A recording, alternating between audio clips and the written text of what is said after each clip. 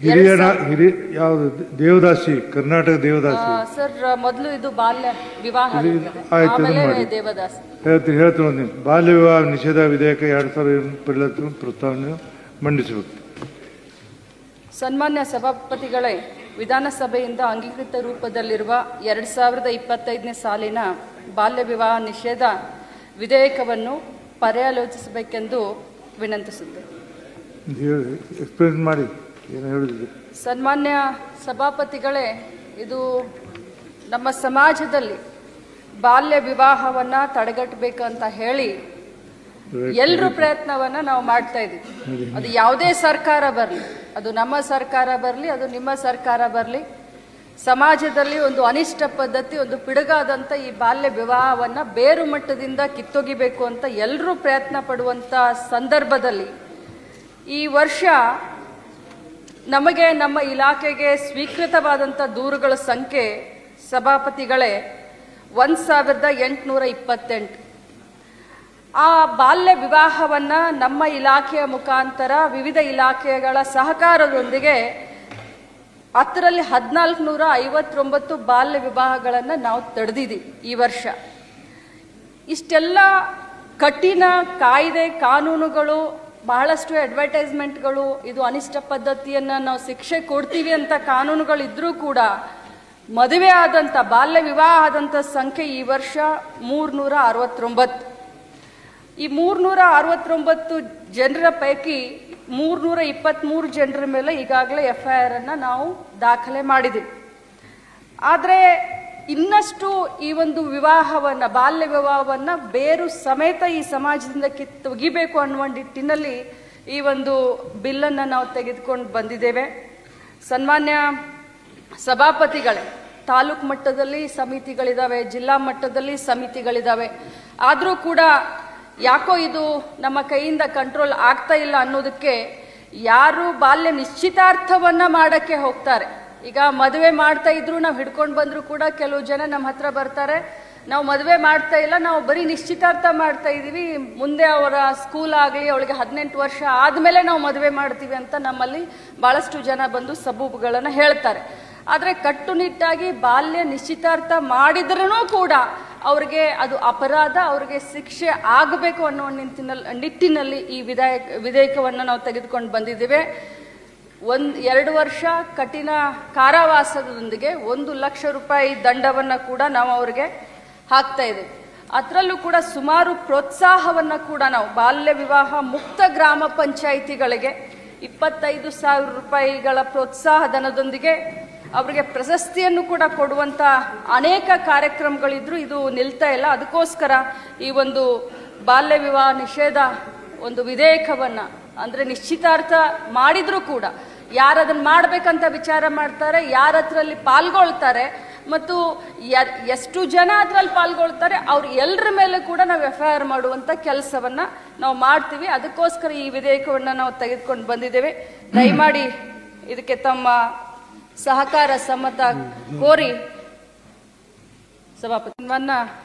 ಸಭಾಪತಿಗಳೇ, ಇಲ್ಲಿವರೆಗೆ ಮಾನ್ಯ ಸದಸ್ಯರು ಈ ಬಿಲ್ಲನ್ನು ಸ್ವಾಗತನೂ ಮಾಡಿದ್ದಾರೆ ಮತ್ತು ಈ ಬಿಲ್ನಲ್ಲಿ ಇನ್ನೇನು ನಾವು ಸೇರಿಸಬೇಕು, ಈ ಬಿಲ್ಲನ್ನು ಇನ್ನಷ್ಟು ಕಠಿಣವಾಗಿ ಯಾವ ರೀತಿ ಫ್ರೇಮ್ ಮಾಡಬೇಕು ಅನ್ನೋದ್ರ ಬಗ್ಗೆ ಕೆಲವೊಂದು ಸಲಹೆಗಳನ್ನು ಕೂಡ ನನಗೆ ಕೊಟ್ಟಿದ್ದಾರೆ.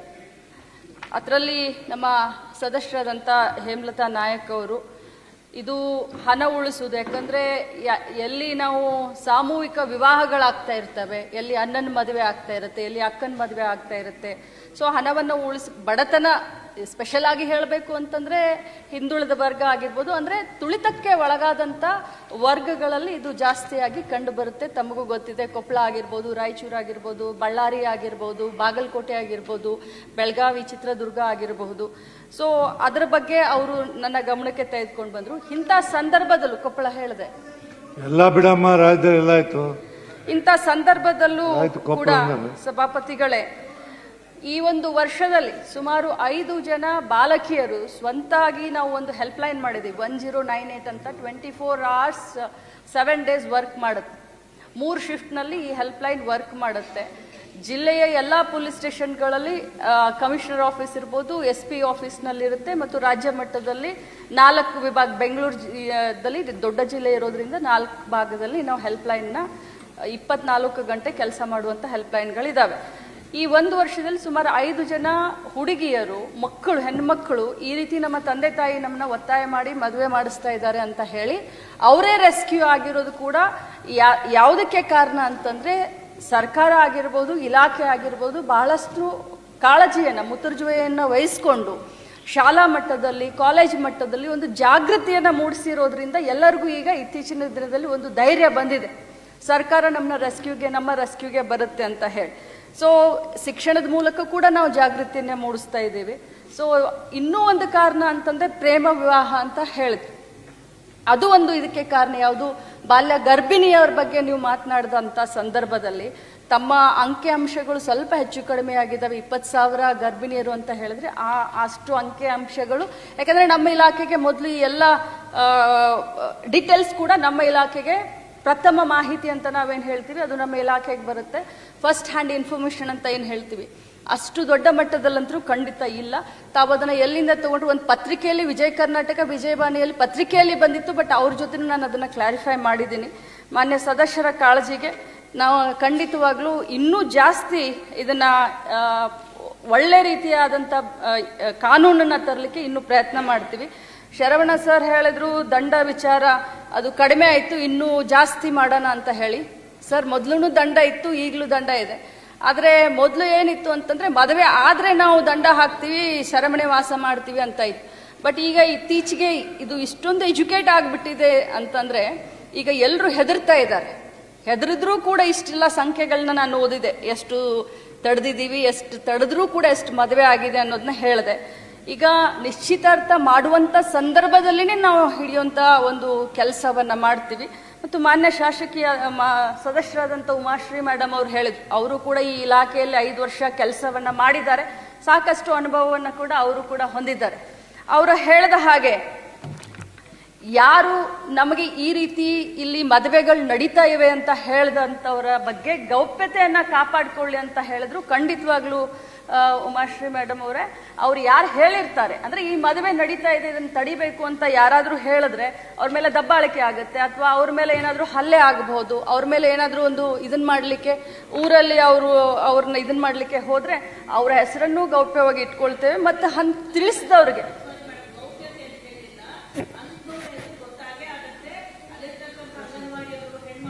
ಇರ್ಬೋದು ಅಥವಾ ಯಾರೇ ಪುರುಷರು ಇರ್ಬೋದು, ಅವ್ರ ಮೇಲೆ ದಬಾಣಿಕೆ ಮಾಡ್ತಾರೆ.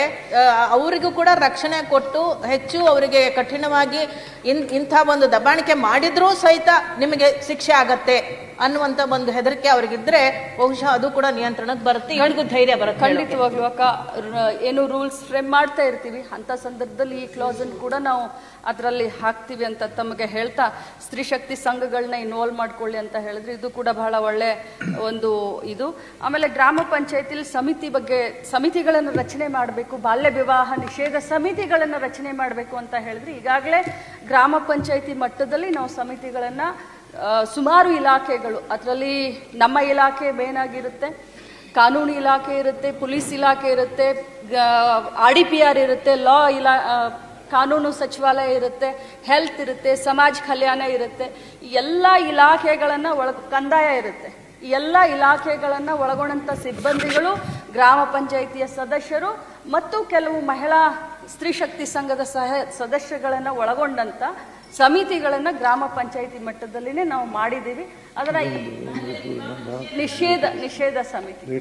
ಸೊ ಇನ್ನು ಅದನ್ನ ಜಾಸ್ತಿ ಅದಕ್ಕೆ ಶಕ್ತಿ ಕೊಡುವಂತ ಕೆಲಸವನ್ನ ಮಾಡ್ತೀವಿ. ಒಟ್ಟಾರೆಯಾಗಿ ಪ್ರತಿಯೊಂದು ಹೆಣ್ಣು ಮಗುವು ಗೌರವಪೂರ್ವಕವಾಗಿ ಮತ್ತು ಸಬಲೀಕೃತ. ಗರ್ಭಿಣಿಯಾದಾಗ ಅನಿವಾರ್ಯವಾಗಿ ಹಳ್ಳಿಗಳಲ್ಲಿ ಮದುವೆಯನ್ನು ಮಾಡುವಂತ ಅನಿವಾರ್ಯತೆ ಇರುತ್ತೆ. ಆಗ ಈ ಕಾನೂನು ಲಾಗು ಆಗುತ್ತಾ?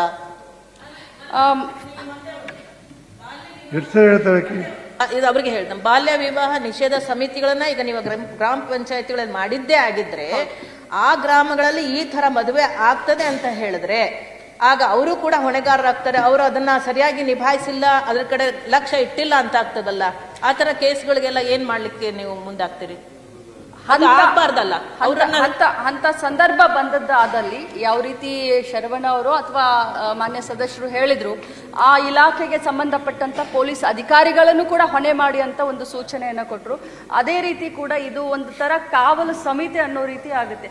ಎಷ್ಟೇ ನಾವು ಕಠಿಣ ಕ್ರಮಗಳನ್ನ ತೆಗೆದುಕೊಂಡ್ರು ಕೂಡ, ಎಷ್ಟೇ ಹದ್ದಿನ ಕಣ್ಣಾಗಿ ಕಣ್ಗಾವಲು ಕಾಣಿಸಿದ್ರು ಕೂಡ, ನಿಮ್ಮ ಎದುರುಗಡೆ ನಮ್ಮ ಎದುರುಗಡೆ ನಮಗೆ ಪರಿಚಯ ಇದ್ದಂಥವ್ರನ್ನೇ ಎಷ್ಟೋ ವಿವಾಹಗಳನ್ನ ಮಾಡಿಬಿಟ್ಟಿರ್ತಾರೆ.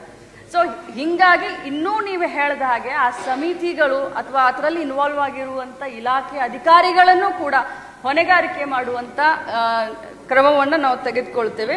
ಆಮೇಲೆ ಭಾರತಿ ಶೆಟ್ಟಿ ಅಕ್ಕ ಅವ್ರು ಹೇಳಿದ್ರು ಬಾಲ್ಯ ಗರ್ಭಿಣಿಯವ್ರ ಬಗ್ಗೆ ತಾವು ಹೇಳಿದ್ರಿ.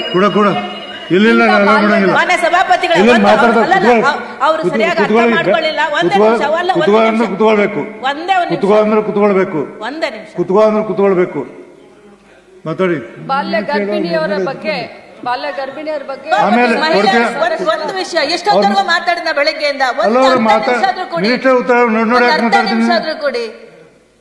ಏನೇನು ಮಗಳಿಂದ ಮಾತಾಡ ಕೂಡ್ರಿ ಮೇಡಮ್. ಮಾನ್ಯ ಸಭಾಪತಿಗಳೇ, ನಾನು ಹೇಳಿದ್ದು ಗ್ರಾಮ ಪಂಚಾಯಿತಿಗಳಲ್ಲೇ ಅನುಮತಿಗಳನ್ನ ತೆಗೆದುಕೊಳ್ತಕ್ಕಂಥದ್ದು, ಅವರು ಅದನ್ನ ಪರಿಶೀಲನೆ ಮಾಡ್ತಕ್ಕಂಥದ್ದು, ಅಲ್ಲಿ ಅವರ ಅನುಮತಿಯನ್ನು ತಗೊಳ್ತಕ್ಕಂಥದ್ದಕ್ಕೆ ಡಾಕ್ಯುಮೆಂಟ್ ಚೆಕ್ ಮಾಡೋದು, ಈ ರೀತಿಯ ವ್ಯವಸ್ಥೆಯನ್ನ ತನ್ನಿ ಅಂತ ನಾನು ಹೇಳಿದೆ. ಅದನ್ನ ಮತ್ತೆ ಪುನರುಚ್ಚಾರ ಮಾಡ್ಲಿಕ್ಕೆ ಅವಕಾಶ ಕೇಳಿದೆ. ಧನ್ಯವಾದಗಳು ತಮಗೆ. ಭಾರತಿ ಶೆಟ್ಟಿ ಅಕ್ಕನವರು ಒಂದು ಮಾತನ್ನ ಹೇಳಿದ್ರು, ಬಾಲ್ಯ ಗರ್ಭಿಣಿಯವ್ರ ಬಗ್ಗೆ ತಾವು ನಮ್ಮ ಗಮನಕ್ಕೆ ತೆಗೆದುಕೊಂಡು ಬಂದ್ರಿ. ಇಂಥ ಕೇಸ್ಗಳು ನಮ್ಮ ಇಲಾಖೆ ಅಧಿಕಾರಿಗಳು ಅಥವಾ ಹಾಸ್ಪಿಟಲ್ಗಳು, ಸರ್ಕಾರಿ ತಮಗೆಲ್ಲ ಗೊತ್ತಿದೆ, ತಾಲೂಕಾ ಮಟ್ಟದ ಸರ್ಕಾರಿ ಆಸ್ಪತ್ರೆ ಇರ್ಬೋದು, ಜಿಲ್ಲಾ ಮಟ್ಟದ ಸರ್ಕಾರಿ ಆಸ್ಪತ್ರೆಗೆ ಅವ್ರು ಬಂದಂಥ ಸಂದರ್ಭದಲ್ಲಿ ಅಥವಾ ಯಾರಾದರೂ ನಮಗೆ ಫೋನ್ ಮಾಡಿ, ಫೋನ್ ಮುಖಾಂತರ ಅಥವಾ ಅದು ಮೂಕಿ ಅರ್ಜಿ ಅಂತ ಹೇಳ್ತೀವಿ ನಮ್ಮ ಉತ್ತರ ಕರ್ನಾಟಕ ಭಾಷೆಯಲ್ಲಿ, ಯಾರಾದರೂ ನಮ್ಮ ಇಲಾಖೆಗೆ ಪತ್ರವನ್ನು ಬರೆದು ಈ ರೀತಿ ಆಗಿದೆ ಅಂತ ಹೇಳಿದಂಥ ಸಂದರ್ಭದಲ್ಲಿ ನಾವು ಇಮಿಡಿಯೇಟ್ ಆಗಿ ಅವ್ರನ್ನ ರೆಸ್ಕ್ಯೂ ಮಾಡಿ ಬಾಲಕಿಯರ ಬಾಲ ಮಂದಿರ ಅಂತ ನಮ್ಮ ಇಲಾಖೆಯ ಹಾಸ್ಟೆಲ್ಗಳಿದ್ದಾವೆ, ನಿರ್ದಾಕ್ಷಿಣ್ಯವಾಗಿ ಅವ್ರ ತಂದೆ ತಾಯಿ ಮಾತನ್ನು ಕೇಳೋದಿಲ್ಲ, ಅವ್ರ ಸಂಬಂಧಿಕರ ಮಾತನ್ನು ಕೇಳೋದಿಲ್ಲ, ಸ್ಪೆಷಲಿ ಆ ಮಗುವಿನ ಮಾತನ್ನು ಕೂಡ ನಾವು ಕೇಳೋದಿಲ್ಲ. ನಿರ್ದಾಕ್ಷಿಣ್ಯವಾಗಿ ಆ ಮಗುವನ್ನ ನಮ್ಮ ಸುಪರ್ದಿಗೆ ನಾವು ತೆಗೆದುಕೊಂಡು ಬರ್ತೀವಿ. ಮತ್ತು ಆ ಮಗುವಿನ ಆರೋಗ್ಯ ಇರ್ಬೋದು, ಆ ಮಗುವಿನ ವಸತಿ ಇರ್ಬೋದು, ಆ ಮಗುವಿಗೆ ಊಟ ಉಪಚಾರ ಇರ್ಬೋದು, ಶಿಕ್ಷಣ ಇರ್ಬೋದು, ಇದನ್ನೆಲ್ಲ ಕೂಡ ನಮ್ಮ ಇಲಾಖೆ ಹೊಣೆಯನ್ನ ಹೊತ್ಕೊಳ್ಳುತ್ತೆ ಅಂತ ತಮ್ಮ ಗಮನಕ್ಕೆ ನಾನು ತೆಗೆದುಕೊಂಡು ಬರಲಿಕ್ಕೆ ಬಯಸ್ತೇನೆ. ಅದ್ರ ಜೊತೆಯಲ್ಲಿ ಉಮಾಶ್ರೀ ಅಕ್ಕ ಅವ್ರು ಹೇಳಿದ್ರು ಗ್ರಾಮ ಪಂಚಾಯಿತಿಯ ಸಮಿತಿಗಳ ಪರ್ಮಿಷನ್ ತಗೊಳ್ಬೇಕು ಅಂತ. ಸರ್, ಇದು ಯಾಕೋ ನನಗೆ ಮದುವೆ ಆಗುವಂತ ಸಂದರ್ಭದಲ್ಲಿ ಗ್ರಾಮ ಪಂಚಾಯಿತಿಗೆ ಹೋಗಿ ನಾವು ಪರ್ಮಿಷನ್ ತಗೊಳ್ಳೋದು ಅಷ್ಟೊಂದು ಯಾರು ಅದನ್ನ ಪಾಲಿಸ್ತಾರ ಅಂತ ನನಗೆ ಡೌಟ್ ಇದೆ ಸರ್. ಆದರೂ ಕೂಡ ನಾನು ಅದ್ರ ಬಗ್ಗೆ ನಮ್ಮ ಅಧಿಕಾರಿಗಳ ಜೊತೆ ನಾನು ಚರ್ಚೆ ಮಾಡಿ ಕ್ರಮ ತಗೊಳ್ತೀನಿ ಸರ್. ವಿಧಾನಸಭೆಯಿಂದ ಅಂಗೀಕೃತವಾದ ರೂಪದಲ್ಲಿರುವ ಬಾಲ್ಯ ವಿವಾಹ ನಿಷೇಧ ವಿಧೇಯಕ 2020 ಪರಿಗಣಿಸಬೇಕೆಂದು ಸೂಚಿಸುತ್ತೇನೆ. ಪ್ರಸ್ತಾವದ ಪರವಾಗಿರುವ ಹೌದೆಂದು ಸೂಚಿಸಬೇಕು, ವಿರೋಧವಾಗಿ ಇಲ್ಲವೆಂದು ಸೂಚಿಸಬೇಕು. ಪ್ರಸ್ತಾವ ಹೌದೆನ್ನೋರ ಪರವಾಗಿದೆ ಭಾವಿಸುತ್ತೇನೆ, ಪ್ರಸ್ತಾವ ಹೌದೆನ್ನೋರ ಪರವಾಗಿ ಭಾವಿಸುತ್ತೇನೆ, ಪ್ರಸ್ತಾವ ಹೌದೆನ್ನೋರ ಪರವಾಗಿದೆ, ಪ್ರಸ್ತಾವ ಹೌದೆನ್ನೋರ ಪರವಾಗಿ, ಪ್ರಸ್ತಾವ ಅಂಗೀಕಾರವಾಗಿದೆ. ಮಾನ್ಯ ಮಹಿಳಾ ಮತ್ತು ಮಕ್ಕಳ ಕಲ್ಯಾಣ ವಿಕಲಚೇತನ ಹಿರಿಯ ನಾಗರಿಕರು. ಮಾನ್ಯ ಸಭಾಪತಿಗಳೇ, ವಿಧಾನಸಭೆಯಿಂದ ಅಂಗೀಕೃತ ರೂಪದಲ್ಲಿ ಇರುವ 2025ನೇ ಸಾಲಿನ ಕರ್ನಾಟಕ ದೇವದಾಸಿ ನಿಷೇಧ ವಿಧೇಯಕವನ್ನು ಪರ್ಯಾಲೋಚಿಸಬೇಕೆಂದು ವಿನಂತಿಸುತ್ತೇನೆ. ಆಯ್ತು, ಈಗ ಹೇಳಿ, ಯಾರು ಹೇಳಿ ಮೇಡಮ್, ಏನಾರಿದ್ದು ಹೇಳಿ. ಆಯ್ತಾಯ್ತು, ಕರೆದಿನಿ, ಮುಗಿಲಿ. ಸನ್ಮಾನ್ಯ ಸಭಾಪತಿಗಳೇ, ಇವತ್ತು ಏನು ಸದನದಲ್ಲಿ ಈ 2 ವಿಧೇಯಕಗಳನ್ನು, ಬಿಲ್ಲನ್ನು ನಾವೇನು ತೆಗೆದುಕೊಂಡು ಬಂದಿದ್ದೀವಿ, ಇದು ಸಮಾಜದಲ್ಲಿ ಬಹಳಷ್ಟು ಪ್ರಾಮುಖ್ಯತೆಯನ್ನು ತೆಗೆದುಕೊಂಡು ಬಂದಂಥ ಬಿಲ್ಗಳಿವು. ಇದು ಬ್ರಿಡ್ಜ್ಗಳನ್ನು ಕಟ್ಟೋದಾಗಲಿ, ಕಾಲೇಜು, ಯೂನಿವರ್ಸಿಟಿ ಅಥವಾ ಏರ್ಪೋರ್ಟ್ಗಳನ್ನ ಕಟ್ಟೋದಾಗಲಿ, ರೈಲ್ವೆ ಸ್ಟೇಷನ್ ಕಟ್ಟೋದಾಗಲಿ, ಅದು ತಾಂತ್ರಿಕ. ಬಟ್ ಇದು ಮನುಷ್ಯರ ಜೀವನದಲ್ಲಿ ದಿನನಿತ್ಯ ಆಗ್ತಾ ಇರುವಂಥ ನಮ್ಮ ಸಮಾಜದಲ್ಲಿನ ಅನಿಷ್ಟ ಪದ್ಧತಿಗಳನ್ನು ಬೇರ್ ಸಮೇತ ಕಿತ್ತೋಗಿಲಿಕ್ಕೆ 2 ಪ್ರಮುಖ ಬಿಲ್ಗಳನ್ನು ನನಗೆ ಬಹಳಷ್ಟು ಖುಷಿನೂ ಆಗುತ್ತೆ ಮತ್ತು ಒಂದು ಕಡೆ ದುಃಖನೂ ಆಗುತ್ತೆ. ದೇಶ ಇಷ್ಟು ಮುಂದುವರಿತಾ ಇರುವಂಥ ಸಂದರ್ಭದಲ್ಲಿ, ದೇಶ ಇಷ್ಟೊಂದು ದೊಡ್ಡ ಹೆಸರನ್ನು ಮಾಡುವಂಥ ಸಂದರ್ಭದಲ್ಲಿ ಇನ್ನೂ ನಮ್ಮ ದೇಶದಲ್ಲಿ ಇಂಥ ಅನಿಷ್ಟ ಪದ್ಧತಿಗಳು ಹೋಗಲಾಡಿಸ್ಲಿಕ್ಕೆ ಸಾಧ್ಯವಾಗ್ತಾ ಇಲ್ಲ ಅನ್ನುವಂಥ ದುಃಖ ಕೂಡ ಒಂದು ಕಡೆ ಇದೆ. ಮಾನ್ಯ ಸಭಾಪತಿಗಳೇ, ನಮ್ಮ ರಾಜ್ಯದಲ್ಲಿ ನಮ್ಮ ಸರ್ವೆ ಪ್ರಕಾರ ನಮ್ಮ ರಾಜ್ಯದಲ್ಲಿ ಒಟ್ಟು 46,660 ಮಾಜಿ ದೇವದಾಸಿ ಮಹಿಳೆಯರು ಸದ್ಯಕ್ಕೆ ನಮ್ಮ ಸಮೀಕ್ಷೆಯ ಪ್ರಕಾರ ನಮ್ಮ ರಾಜ್ಯದಲ್ಲಿ ಇದ್ದಾರೆ. ಈ ದೇವದಾಸಿ ಪದದ ನಿರ್ದಿಷ್ಟ ವ್ಯಾಖ್ಯಾನವನ್ನು ಈ ಕಾಯ್ದೆಯಲ್ಲಿ ನಾವೇನು ಅಂತಂದರೆ, ನೈಜ ಫಲಾನುಭವಿಗಳನ್ನು ಗುರುತಿಸಿ ಅವರಿಗೆ ಸಾಮಾಜಿಕ, ಆರ್ಥಿಕ, ಶೈಕ್ಷಣಿಕ ಮತ್ತು ಉನ್ನತೀಕರಣಕ್ಕೆ, ಅವರ ಜೀವನ ಉನ್ನತೀಕರಣಕ್ಕೆ ಸಂವಿಧಾನಬದ್ಧವಾದಂಥ ಒಂದು ಅಧಿಕಾರವನ್ನು, ಹಕ್ಕನ್ನು ಕೊಡಲಿಕ್ಕೆ, ಎಲ್ಲ ರೀತಿಯಾದಂಥ ಅನುಕೂಲವನ್ನು ಕೊಡಲಿಕ್ಕೆ ನಾವು ಪ್ರಯತ್ನವನ್ನು ಈ ಬಿಲ್ಲನ್ನು ತರುವ ಮುಖಾಂತರ ಮಾಡ್ತಾ ಇದ್ದೀವಿ. ಮೊದಲನೇದಾಗಿ ದೇವದಾಸಿ ಕುಟುಂಬ ಅಂದರೆ ದೇವದಾಸಿ ಮಕ್ಕಳು ಮತ್ತು ಅವರ ಮೊಮ್ಮಕ್ಕಳಿಗೆ ಅವರಿಗೆ ಇದು ಸೀಮಿತವಾಗಿರುತ್ತೆ. ಅಂದರೆ ಫಸ್ಟ್ ಜನರೇಷನ್ ಏನು ನಮ್ಮ ಸರ್ಕಾರದಿಂದ ಏನು ಸೌಲಭ್ಯಗಳನ್ನು ನಾನು ಹೇಳಿದೆ, ಶಿಕ್ಷಣ, ಆರೋಗ್ಯ, ಇದ್ರ ಬಗ್ಗೆ ನಾನು ತಮಗೆ ಹೇಳಿದೆ. ಸೊ ಅದು ದೇವದಾಸಿಯರಿಗೆ ಮತ್ತು ಅವರ ಮಕ್ಕಳಿಗೆ ಮತ್ತು ಅವರ ಮೊಮ್ಮಕ್ಕಳಿಗೆ, ಫಸ್ಟ್ ಜನರೇಷನ್ ಮತ್ತು ಸೆಕೆಂಡ್ ಜನರೇಷನ್ಗೆ ಇದು ಸೀಮಿತವಾಗಿರುತ್ತೆ. ದೇವದಾಸಿಯರಿಗೆ ಜನಿಸಿದ ಮಗುವಿಗೆ ಸರ್ಕಾರದ ಯಾವುದೇ ಯೋಜನೆಯ ಪ್ರಯೋಜನ ಪಡೆದುಕೊಳ್ಳಲು ತಂದೆಯ ಹೆಸರನ್ನ ಹೇಳುವುದು ಕಡ್ಡಾಯ ಇನ್ಮೇಲೆ ಇರುವುದಿಲ್ಲ. ಅದು ಶಿಕ್ಷಣ ಇರ್ಬೋದು, ಆರೋಗ್ಯ ಇರ್ಬೋದು, ವಿವಿಧ ಲೈಸೆನ್ಸ್ಗಳು ಅಂತಂದ್ರೆ ಡ್ರೈವಿಂಗ್ ಲೈಸೆನ್ಸ್ ಇರ್ಬೋದು, ಪ್ಯಾನ್ ಕಾರ್ಡ್ ಇರ್ಬೋದು, ಅಥವಾ ಪಾಸ್ಪೋರ್ಟ್ ಇರ್ಬೋದು, ಪಡಿತರ ಕಾರ್ಡ್ ಇರ್ಬೋದು, ಅಥವಾ ಆಧಾರ್ ಇರ್ಬೋದು. ಸೊ ಸದರಿ ವಿಧೇಯಕದಲ್ಲಿ ತಂದೆಯನ್ನು ಗುರುತಿಸಲು, ಅಂದ್ರೆ ಈ ವಿಧೇಯಕದಲ್ಲಿ ಆ ಮಗು ಏನಾದ್ರೂ ದೊಡ್ಡವಳು ಆದ್ಮೇಲೆ ತನ್ನ ತಂದೆ ಯಾರು ಅಂತ ಗುರುತಿಸ್ಲಿಕ್ಕೆ ತಮ್ಮ ತಾಯಿ ಏನಾದ್ರೂ ಹೇಳಿದ್ರೆ ಇವರೇ ನಿಮ್ಮ ತಂದೆ ಅಂತ ಹೇಳಿದ್ರೆ ಆ ಮಗುವಿಗೆ ಕೂಡ ನಾವು ಆ ಹಕ್ಕನ್ನ ಕೊಟ್ಟಿದ್ದೇವೆ. ಅದು ಬಹಳಷ್ಟು ಇಂಪಾರ್ಟೆಂಟ್ ಅಂತ ಸದನಕ್ಕೆ ಹೇಳಲಿಕ್ಕೆ ನಾನು ಬಯಸ್ತೇನೆ. ದೇವದಾಸಿಯ ಮಗಳು ಅಥವಾ ಮಗ ತಂದೆಯನ್ನ ಗುರುತಿಸ್ತೀನಿ ಅಂತಂದ್ರೆ ಅವ್ರಿಗೆ ಕಾನೂನು ಹಕ್ಕು ಪಡೆಯಲು, ಅವರ ಪಿತೃತ್ವ ಪರೀಕ್ಷೆಗೊಳಪಡಿಸಲು, DNA ಟೆಸ್ಟ್ ನ ಕೂಡ ಮಾಡಲಿಕ್ಕೆ ನಾವು ಈ ವಿಧೇಯಕದಲ್ಲಿ ಅವಕಾಶವನ್ನ ಕಲ್ಪಿಸಿದ್ದೇವೆ. ಇವರ ಕಾನೂನು ನೆರವಿಗೆ ಜಿಲ್ಲಾ ಕಾನೂನು ಸೇವಾ ಪ್ರಾಧಿಕಾರ ಉಚಿತ ಕಾನೂನು ನೆರವನ್ನು ನೀಡಲಿದೆ. ಸದರಿ ಪಿತೃತ್ವ ಗುರುತಿಸಿದ ಮಗುವಿಗೆ ತಂದೆಯ ಆಸ್ತಿಯ ಹಕ್ಕಿನಲ್ಲೂ ಕೂಡ ಪಾಲನ್ನು ಪಡೀಲಿಕ್ಕೆ ಅವಕಾಶ ಇದೆ ಅಂತ ಈ ವಿಧೇಯಕದಲ್ಲಿ ನಾವು ಪ್ರತಿಪಾದಿಸಿದ್ದೇವೆ. ಮೊದಲ ಬಾರಿಗೆ ತಾಲೂಕು ಮತ್ತು ಜಿಲ್ಲಾ, ರಾಜ್ಯ ಮಟ್ಟದಲ್ಲಿ ಜಾಗೃತಿ ಮತ್ತು ಅನುಷ್ಠಾನ ಸಮಿತಿಗಳನ್ನು ನಾವು ರಚನೆ ಮಾಡಿದ್ದೇವೆ. ನಿರಂತರವಾಗಿ ದೇವದಾಸಿ ಪದ್ಧತಿ ನಿರ್ಮೂಲನೆಗೆ ಅಗತ್ಯ ಕ್ರಮಗಳನ್ನು ಕ್ಷೇತ್ರ ಮಟ್ಟದಲ್ಲಿ ಮತ್ತು ಉನ್ನತ ಮಟ್ಟದಲ್ಲಿ ಕೈಗೊಳ್ಳಲು ಇವೆಲ್ಲ ನೆರವಾಗ್ತವೆ. ಅಧ್ಯಕ್ಷರೇ, ತಾಲೂಕು ಜಾಗೃತಿ ಮತ್ತು ಅನುಷ್ಠಾನ ಸಮಿತಿಯಲ್ಲಿ ತಹಸೀಲ್ದಾರು, ಎಸಿಗಳಿರ್ತಾರೆ. ಜಿಲ್ಲಾ ಜಾಗೃತಿ ಮತ್ತು ಅನುಷ್ಠಾನ ಸಮಿತಿನಲ್ಲಿ ಜಿಲ್ಲಾ ಅಧಿಕಾರಿಗಳಿರ್ತಾರೆ, SP ಗಳಿರ್ತಾರೆ, ಹೆಡ್ ಕ್ವಾರ್ಟರ್ಸ್ ಅಸಿಸ್ಟೆಂಟ್ ಇರ್ತಾರೆ, ಮತ್ತು ರಾಜ್ಯ ಮಟ್ಟದ ಜಾಗೃತಿ ಮತ್ತು ಅನುಷ್ಠಾನ ಕಮಿಟಿನಲ್ಲಿ ಚೀಫ್ ಸೆಕ್ರೆಟರಿ ಇರ್ತಾರೆ, ಪ್ಲಾನಿಂಗ್ ಕಮಿಷನರ್ ಇರ್ತಾರೆ, ಮತ್ತು ನಮ್ಮ ಇಲಾಖೆಯ ಸೆಕ್ರೆಟರಿಗಳು ಕೂಡ ಇರ್ತಾರೆ. ಇನ್ನೊಂದು ಹೇಳಬೇಕು ಅಂತಂದ್ರೆ, ವಿಶೇಷವಾಗಿ ಈ 23ನೇ ತಾರೀಕು, ಇವತ್ತು 20ನೇ ತಾರೀಕು, ಹೊಸದಾಗಿ ನಾಳೆ ಬರುವಂತ 23ನೇ ತಾರೀಕು ಈ ದೇವದಾಸಿಯರು ಎಷ್ಟು ಜನ ಸಂಖ್ಯೆಯಲ್ಲಿ ಇದ್ದಾರೆ ಅಂತ ಹೇಳಿ ಹೊಸದಾಗಿ ನಾವು ಅವ್ರನ್ನ ಸರ್ವೆ ಮಾಡ್ತಾ ಇದ್ದೀವಿ. ಮಾನ್ಯ ಮುಖ್ಯಮಂತ್ರಿಗಳು ಬೆಳಗ್ಗೆ 11 ಗಂಟೆಗೆ ನಮಗೆ ಟೈಮ್ ಕೊಟ್ಟಿದ್ದಾರೆ. ಒಂದು ಆ್ಯಪನ್ನು ಮಾಡಿದ್ದೀವಿ ಮತ್ತು ನಮ್ಮ ತಾಲೂಕು ಮಟ್ಟದ ಸಮಿತಿಗಳಿಂದ ಇದ್ದಾವೆ, ಅವರ ಮುಖಾಂತರ ಇವನ್ನ ಸರ್ವೆ ಮಾಡಿಸ್ತಾ ಇದ್ದೀವಿ. ಅವ್ರು ಸ್ವಂತ ತಾವೇ ಬಂದು 5 ಡಾಕ್ಯುಮೆಂಟ್ಸ್ಗಳನ್ನು, ಅವ್ರು 5 ಅಫಿಡೇವಿಟ್ಗಳನ್ನು ಕೊಡಬೇಕಾಗುತ್ತೆ. ನಾವು ದೇವದಾಸಿಯರು ಅಥವಾ ನಾವು ದೇವದಾಸಿಯರ ಮಕ್ಕಳು ಅಥವಾ ನಾವು ದೇವದಾಸಿಯರ ಮೊಮ್ಮಕ್ಕಳು ಅಂತ ಹೇಳಿ 5 ಅಫಿಡೇವಿಟನ್ನು ಕೊಟ್ಟು ನಮ್ಮ ತಾಲೂಕಾ ಸಮಿತಿ, ಜಿಲ್ಲಾ ಸಮಿತಿಯಲ್ಲಿ ತಮ್ಮನ್ನು ತಾವು ನೋಂದಾಯಿಸ್ಕೊಳ್ಬೋದು. ಮತ್ತು ಈ ಒಂದು ಏನು ವಿಷಯ ಇದೆ ಇದನ್ನು ನಾವು ಬಹಳಷ್ಟು ಗೌಪ್ಯವಾಗಿ ಕೂಡ ಇಡ್ತಾ ಇದ್ದೀವಿ. ಇನ್ನು ದೇವದಾಸಿಯರ ಮತ್ತು ಅವಲಂಬಿತರಾದ ಕುಟುಂಬದ ಸದಸ್ಯರ ಸಾಮಾಜಿಕ ನಿರ್ದಿಷ್ಟ ಕ್ರಮಗಳನ್ನು ಕೂಡ ನಾವು ಕೈಗೊಳ್ಳಲು ನೆರವಾಗಲಿದ್ದೇವೆ. ಫಲಾನುಭವಿಗಳ ಆರ್ಥಿಕ ಸಬಲೀಕರಣಕ್ಕೆ ಉದ್ಯೋಗ, ಶಿಕ್ಷಣ, ಆರೋಗ್ಯ, ವಸತಿ ಇತ್ಯಾದಿ ಕ್ಷೇತ್ರಗಳಲ್ಲಿ ಆದ್ಯತೆ ನೀಡಲು ಕೂಡ ನಾವು ಕ್ರಮವನ್ನು ಈ ಒಂದು ಬಿಲ್ನಲ್ಲಿ ತೆಗೆದುಕೊಂಡು ಬರ್ತಾ ಇದ್ದೇವೆ.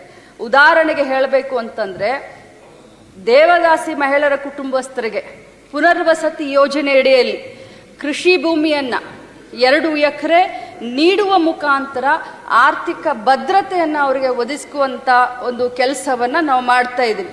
ನಿವೇಶನ ರಹಿತ, ನಿವೇಶನ ವಸತಿ ರಹಿತರಿಗೆ ವಸತಿ, ನಿವೇಶನ ರಹಿತರಿಗೆ ನಿವೇಶನ, ನಿವೇಶನ ವಸತಿ ರಹಿತರಿಗೆ ವಸತಿ ಮತ್ತು ಅವರ ಮಕ್ಕಳಿಗೆ ನಾನು ಆಗಲೇ ಹೇಳಿದ ಹಾಗೆ ಶೈಕ್ಷಣಿಕ ಉದ್ದೇಶಕ್ಕೆ ಆರ್ಥಿಕ ನೆರವು ಮತ್ತು ಕೌಶಲಾಭಿವೃದ್ಧಿ ಯೋಜನೆಗಳಿಗೆ ಸಾಲ ಸೌಲಭ್ಯಗಳನ್ನು ಕೂಡ ನೀಡುವಂತ ಒಂದು ಕಾರ್ಯವನ್ನು ನಾವು ಈ ಬಿಲ್ನಲ್ಲಿ ತೆಗೆದುಕೊಂಡು ಬರ್ತಾ ಇದ್ದೇವೆ. ಸದರಿ ಸಮುದಾಯಕ್ಕೆ ತತ್ಕ್ಷಣ ಈ ಒಂದು ಸಮುದಾಯದಲ್ಲಿ ಸುಮಾರು 46,600 ಅಂತ ಹೇಳಿದೆ ನಾನು ಮಾಜಿ ದೇವದಾಸಿಯರು ಇದ್ದಾರೆ. ಆ ಮಾಜಿ ದೇವದಾಸಿಯರು ಅಷ್ಟೆಲ್ಲ ಸಂಖ್ಯೆಯಲ್ಲಿ ಇದ್ರೂ ಕೂಡ ಸರ್ಕಾರದಿಂದ 32,000 ದೇವದಾಸಿಯರಿಗೆ ಮಾಸಿಕ 2,000 ಭತ್ಯೆಯನ್ನು ನಾವು ಇಲ್ಲಿಯವರೆಗೆ ಕೊಡ್ತಾ ಇದ್ದೀವಿ. ಆದರೆ ಈ 2,000 ಭತ್ಯೆ 36,000 ಜನರಿಗೆ ಅಷ್ಟೇ ಬೇಡ, ಯಾರ್ಯಾರು ಇದಕ್ಕೆ 18 ವರ್ಷದ ಮೇಲ್ಪಟ್ಟು ಯಾರ್ಯಾರು ಇದಕ್ಕೆ ಅರ್ಹರಿದ್ದಾರೆ 45,000 ಜನರಿಗೂ ಕೂಡ ಮಾಸಿಕ 2,000 ಕೊಡಬೇಕು ಅಂತ ಹೇಳಿ ನಾವು ಈ ವಿಧೇಯಕದಲ್ಲಿ ನಾವು ಬಿಲ್ನ ತೆಗೆದುಕೊಂಡು ಬರ್ತಾ ಇದ್ದೇವೆ. ಮತ್ತು 2,000 ಮಾಸಿಕ ಭತ್ಯೆಯನ್ನು 5,000ಗೆ ಏರಿಸುವಂತ ಒಂದು ಇದನ್ನ ನಾವು ಮಾಡ್ತಾ ಇದ್ದೀವಿ. ಅದೇ ರೀತಿ ಸದರಿ ಕುಟುಂಬದ ಗಂಡು ಮತ್ತು ಹೆಣ್ಣು ಮಕ್ಕಳಿಗೆ ಅವರ ವಿವಾಹಗಳಿಗೆ ಪ್ರೋತ್ಸಾಹಧನವಾಗಿ ತಲಾ 5 ಲಕ್ಷ ರೂಪಾಯಿಗಳನ್ನ ನೀಡುವುದು ಕೂಡ ಇದರಲ್ಲಿ ಒಳಗೊಂಡಿದೆ ಅಂತ ನಾನು ತಮ್ಮ ಗಮನಕ್ಕೆ ತೆಗೆದುಕೊಂಡು ಬರ್ತಾ ಇದ್ದೀನಿ. ಸಭಾಪತಿಗಳೇ, ದೇವದಾಸಿ ಪದ್ಧತಿಯ ಸಂಪೂರ್ಣ ನಿವಾರಣೆಗೆ ಸರ್ಕಾರಿ ಅಧಿಕಾರಿಯನ್ನು ಕೂಡ ನೇಮಿಸಿ ಈ ಪುನರ್ವಸತಿ ಕಾರ್ಯಗಳಿಗೆ ಸಾಂಸ್ಥಿಕ ನೆರವು ಕೂಡ ನೀಡುವುದು ಇದರಲ್ಲಿ ಇದೆ ಅಂತ ಹೇಳ್ತಾ, ಈ ಒಂದು ವಿಧೇಯಕ ನಾನು ಆಗಲೇ ಹೇಳಿದ ಹಾಗೆ ಬಹಳಷ್ಟು ಮುಖ್ಯವಾದಂಥ ಸಮಾಜಕ್ಕೆ ಬೇಕಾದಂಥ 2 ವಿಧೇಯಕವನ್ನು ಸದನದಲ್ಲಿ ನಾವು ಮಂಡಿಸಿದ್ದೀವಿ ಇವತ್ತು. ಈ ವಿಧೇಯಕಕ್ಕೂ ಕೂಡ ತಮ್ಮೆಲ್ಲರ ಒಂದು ಸಹಕಾರವನ್ನು ನಾನು ಕೋರ್ತೀನಿ. ಸನ್ಮಾನ್ಯ ಸಭಾಪತಿಗಳೇ, ಇಲ್ಲಿಯವರೆಗೆ ಈ ಒಂದು ದೇವದಾಸಿ ಅನಿಷ್ಟ ಪದ್ಧತಿ ನಿಷೇಧದ ಬಗ್ಗೆ ಭಾಳಷ್ಟು ಸದಸ್ಯರು ಭಾಗವಹಿಸಿದ್ರು. ಸದಸ್ಯರು ಪ್ರವರ್ಗ 1 ಸರ್ಟಿಫಿಕೇಟ್ ಕೊಡುವಾಗ ಭಾಳಷ್ಟು ತೊಂದರೆ ಆಗುತ್ತೆ ಅಂತ ಹೇಳಿದ್ರು. ಇನ್ನು ಮುಂದೆ ಆ ತೊಂದರೆ ಆಗದ ಹಾಗೆ ನಾವು ನೋಡ್ಕೊಳ್ತೀವಿ. ಯಾಕಂತಂದರೆ ತಾಲೂಕಾ ಮಟ್ಟದಲ್ಲಿ, ಜಿಲ್ಲಾ ಮಟ್ಟದಲ್ಲಿ ಜಾಗೃತಿ ಮತ್ತು ಅನುಷ್ಠಾನ ಸಮಿತಿ ಇರುತ್ತೆ. ಸೊ ತಹಸೀಲ್ದಾರ್, AC ಮತ್ತು DC ಇರ್ತಾರೆ. ಸೊ ಅವರು ಇದನ್ನೆಲ್ಲ ನಾನು ಹೇಳಿದ ಹಾಗೆ 5 ಅಫಿಡೇವಿಟ್ಗಳನ್ನು ಕೊಟ್ಟರೆ ಅವ್ರಿಗೆಲ್ಲ ಸಿಕ್ಕುತ್ತೆ ಅಂತ ನಾನು ಹೇಳಿದ್ದೀನಿ. ಸೊ ಇನ್ನು ಮುಂದೆ ಅದು ತೊಂದರೆ ಆಗದ ಹಾಗೆ ನಾವು ನೋಡ್ಕೊಳ್ತೀವಿ. ಅದರಲ್ಲಿ ಭಾರತಿ ಶೆಟ್ಟಿ ಅವರು ಹೇಳಿದ್ರು ಸಂಖ್ಯೆ ಹೆಚ್ಚಾಗಿದೆ, 2006-07ಕ್ಕೆ ಹೋಲಿಸಿದ್ರೆ ಈಗ ಸಂಖ್ಯೆ ಜಾಸ್ತಿ ಆಗಿದೆ ಅಂತ. ಆ ಸಂದರ್ಭದಲ್ಲಿ ಸರ್ವೆಯನ್ನು ಮಾಡುವಂಥ ಸಂದರ್ಭದಲ್ಲಿ ಇದು ನಮ್ಮ ಅನಿಸಿಕೆ, ನಾವು ಹೇಳಿದೆ ಕರೆಕ್ಟ್ ಆಗಿದೆ ಅಂತ ನಾನು ಹೇಳಲಿಕ್ಕೆ ಆಗೋದಿಲ್ಲ. ಇದು ಒಂದು ಕಾರಣ ಇರ್ಬೋದು ಅಂತ ನಾನು ತಮ್ಮ ಗಮನಕ್ಕೆ ತರಲಿಕ್ಕೆ ಬಯಸ್ತೇನೆ. ಏನು ಅಂತಂದರೆ, ಸರ್ವೆನಲ್ಲಿ ಭಾಗವಹಿಸುವಂಥ ಸಂದರ್ಭದಲ್ಲಿ ಬಹುಶಃ ಯಾಕಂತಂದ್ರೆ ಮುಜುಗರಕ್ಕೊಳಗಾಗಿನೋ ಅಥವಾ ಅಶಿಕ್ಷಿತರು ಅಂತ ಹೇಳ್ಬೋದು ನಾವು ಇಂಥವ್ರು. ಯಾಕಂತಂದರೆ ಈ ಸರ್ವೆನಲ್ಲಿ ಭಾಗವಹಿಸಲಿಕ್ಕೆ ಭಾಳಷ್ಟು ಜನ ಬೇಗ ಮುಂದೆ ಬರೋದಿಲ್ಲ. ಬರ್ತಾ ಬರ್ತಾ ಜಾಗೃತಿ ಆದಮೇಲೆ ಅವ್ರ ತಲೆಗೆ ಬುದ್ಧಿ ಮತ್ತೆ ಬಡದ ಮೇಲೆ ಇಂಥವ್ರು ಬರ್ತಾರೆ. ಸೊ ಅದಕ್ಕೋಸ್ಕರ ನಾನು ಹೇಳಿದ್ದು 23ನೇ ತಾರೀಕು ಈ ಸರ್ವೆಯನ್ನು ನಾವು ರೀಸರ್ವೆ ಮಾಡ್ತಾ ಇದ್ದೀವಿ. ಸೊ ಇದರಲ್ಲಿ ನಾವು ನಿಖರವಾದಂಥ ಸಂಖ್ಯೆಯನ್ನು ನಾನು ಹೇಳಲಿಕ್ಕೆ ಸಾಧ್ಯ ಅಂತ ಈ ಸಂದರ್ಭದಲ್ಲಿ ಹೇಳ್ತಾ, ಉಮಾಶ್ರೀ ಅಕ್ಕನವರು ಕೂಡ ಇದಕ್ಕೂ ಕೂಡ ಒಂದು ದಂಡವನ್ನ ಅಂದ್ರೆ ಒಂದು ಶಿಕ್ಷೆಯನ್ನ ಒಂದು ಹೇರಬೇಕು ಅಂತ ಹೇಳಿದ್ರು. ಖಂಡಿತವಾಗ್ಲೂ ಅದನ್ನ ನಾನು ಮಾತನಾಡುವಂಥ ಸಂದರ್ಭದಲ್ಲಿ ಅದು ಬಿಟ್ಟಿತ್ತು. ಇನ್ನು ಮುಂದೆ ಭವಿಷ್ಯದಲ್ಲಿ ಇಂಥ ಒಂದು ಪದ್ಧತಿ ಎಲ್ಲೇ ಕಂಡು ಬಂದರೂ ಕೂಡ ನಮ್ಮ ತಹಸೀಲ್ದಾರ್ ಕಮಿಟಿಗಾಗಿರ್ಬೋದು, ಸಮೀಪದಲ್ಲಿರುವಂಥ ಪೊಲೀಸ್ ಸ್ಟೇಷನ್ ಆಗಿರ್ಬೋದು, ಅಥವಾ ಇನ್ನೂ ಒಂದು ನಾವು ಏನು ಶಾಲಾ ಕಾಲೇಜ್ಗಳ ಪ್ರಿನ್ಸಿಪಾಲ್ಗಳು ಅಥವಾ ಟೀಚರ್ಗಳನ್ನ ಕೂಡ ಇದರಲ್ಲಿ ನಾವು ಇನ್ವಾಲ್ವ್ ಮಾಡ್ಕೊಳ್ತಾ ಇದ್ದೀವಿ. ಅವರ ಗಮನಕ್ಕೆ ತಗೊಂಡು ಬಂದರೆ ಇಂಥವರಿಗೆ 3 ವರ್ಷ ಕಠಿಣ ಜೈಲು ವಾಸ, ಅದರ ಜೊತೆಯಲ್ಲಿ 2 ಲಕ್ಷ ರೂಪಾಯಿ ದಂಡವನ್ನು ಕೂಡ ನಾವು ವಿಧಿಸ್ತಾ ಇದ್ದೀವಿ ಅಂತ ನಾನು ಸದನದ ಗಮನಕ್ಕೆ ಹೇಳಲಿಕ್ಕೆ ಬಯಸ್ತೇನೆ. ಇನ್ನು ಬಹುಶಃ ಈ ಒಂದು ದೇವದಾಸಿ ಪದ್ಧತಿಯಲ್ಲಿ ಯಾರು ಅನ್ಯತಾ ಭಾವಿಸಬಾರ್ದು ಅಂತ ನಾನು ಸದನದಲ್ಲಿ ನಾನು ವಿನಂತಿಯನ್ನು ಮಾಡ್ಕೊಳ್ತೀನಿ. ಯಾಕಂತಂದರೆ ಈ ದೇವದಾಸಿಯರು 95%, ಮೋರ್ ದೆನ್ 95% ಇರೋದು ತಮಗೆ ಗೊತ್ತು. SC ST ಅತ್ಯಂತ ಹಿಂದುಳಿದ ವರ್ಗದ ಹೆಣ್ಣು ಮಕ್ಕಳು ಇದರಲ್ಲಿ ಭಾಗವಹಿಸಿದ್ದಾರೆ. ಆದರೆ ಅವ್ರಿಗೆ ಭೂಮಿಯನ್ನು ಕೊಡೋದಾಗ್ಲಿ, ಅವರ ಆರೋಗ್ಯದ ಚಿಕಿತ್ಸೆ, ಯಾಕಂತಂದ್ರೆ ಈಗ ನೀವು 50 ವರ್ಷದ ಮೇಲೆ ಅಂತ ಹೇಳಿದ್ರಿ ಸರ್. 2 ನಿಮಿಷ ತಗೊಳ್ತೀನಿ. ಲಕ್ಷ್ಮಿ ಊಟ ಹಸುವಾಗಿದೆ ಅಂತ ಚೀಟಿ ಕಳ್ತಾ ಇದ್ದಾರೆ ಎಲ್ಲರೂ. ಸರ್ 2 ನಿಮಿಷ ಮುಗಿಸ್ತೀನಿ ಸರ್, ಯಾಕಂದ್ರೆ ಅವ್ರಿಗೆ ಗೊತ್ತಾಗ್ಲಿ ಅನ್ನೋದು ಅಷ್ಟೇ ಸರ್. ಆರೋಗ್ಯದ ಕಾಯಿಲೆ ಕೂಡ 50 ವರ್ಷದ ಮೇಲೆ ಭಿಕ್ಷಾಟನೆಗೆ ಅಂತ ತಾವು ನಮಗೆ ಹೇಳಿದ್ರಿ. ಇನ್ನು ಅವ್ರಿಗೆ ಇಂಥ ಒಂದು ಪದ್ಧತಿಯಲ್ಲಿ ಅವರು ತಮ್ಮನ್ನು ತಾವು ತೊಡಗಿಸ್ಕೊಂಡಿರೋದ್ರಿಂದ ಅನೇಕ ಆರೋಗ್ಯದ ಕಾಯಿಲೆಗಳು ಅವ್ರಿಗೆ ಬರ್ತವೆ.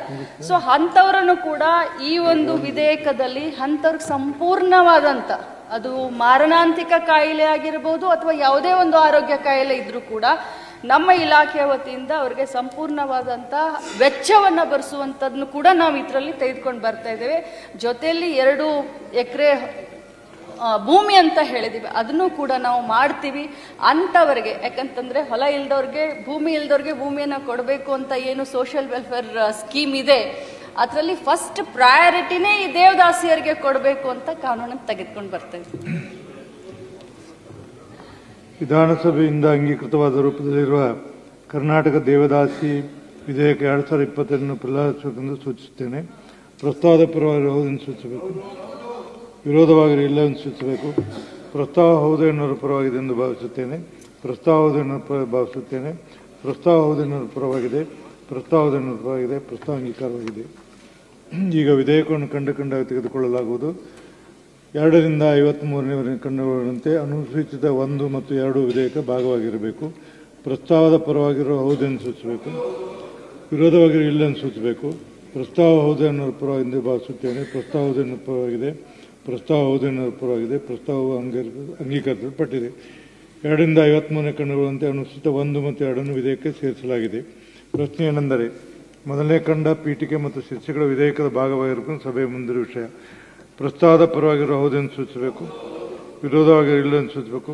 ಪ್ರಸ್ತಾವ ಹೌದು ಎನ್ನುವ ಪರವಾಗಿದ್ದು ಭಾವಿಸುತ್ತೇನೆ. ಪ್ರಸ್ತಾವ ಹೌದು ಎನ್ನುವ ಪರವಾಗಿದೆ. ಪ್ರಸ್ತಾವ ಹೌದು ಎನ್ನುವ ಪರವಾಗಿದೆ. ಮೊದಲನೇ ಖಂಡ ಪೀಠಿಕೆ ಮತ್ತು ಶಿರ್ಷೆಗಳ ವಿಧೇಯಕಕ್ಕೆ ಸೇರಿಸಲ್ಪಟ್ಟಿರುತ್ತವೆ. ಮಾನ್ಯ ಮಹಿಳಾ ಮತ್ತು ಮಕ್ಕಳ ಕಲ್ಯಾಣ ಸಚಿವರು. ಸನ್ಮಾನ್ಯ ಸಭಾಪತಿಗಳೇ, ಈ ಒಂದು ದೇವದಾಸಿ ನಿಷೇಧ ಕಾಯ್ದೆಯನ್ನ ಸದನ ಅಂಗೀಕಾರ ಮಾಡಬೇಕು ಅಂತ ಹೇಳಿ ವಿನಂತಿ. ವಿಧಾನಸಭೆಯಿಂದ ಅಂಗೀಕೃತವಾದ ರೂಪದಲ್ಲಿರುವ ಕರ್ನಾಟಕ ದೇವದಾಸಿ ವಿಧೇಯಕ 2025 ಅಂಗೀಕರಿಸುವುದು. ಪ್ರಸ್ತಾವದ ಪರವಾಗಿರುವ ಹೌದೆಂದು ಸೂಚಿಸಬೇಕು, ವಿರೋಧವಾಗಿರುವ ಇല്ലെಂದು ಸೂಚಿಸಬೇಕು. ಪ್ರಸ್ತಾವ ಹೌದು ಎನ್ನುವ ಪರವಾಗಿದೆ ಎಂದು ಭಾವಿಸುತ್ತೇನೆ. ಪ್ರಸ್ತಾವ ಹೌದು ಎನ್ನುವ ಪರವೆಂದು ಭಾವಿಸುತ್ತೇನೆ. ಪ್ರಸ್ತಾವ ಹೌದು ಎನ್ನುವ ಪರವಾಗಿದೆ. ಪ್ರಸ್ತಾವ ಹೌದು ಎನ್ನುವ ಪರವಾಗಿದೆ. ಪ್ರಸ್ತಾವ ಅಂಗೀಕಾರದೆ ಹಾಗೂ ವಿಧೇಯಕಕ್ಕೆ ಅನುಮೋದನೆ ದೊರೆಯುತ್ತದೆ.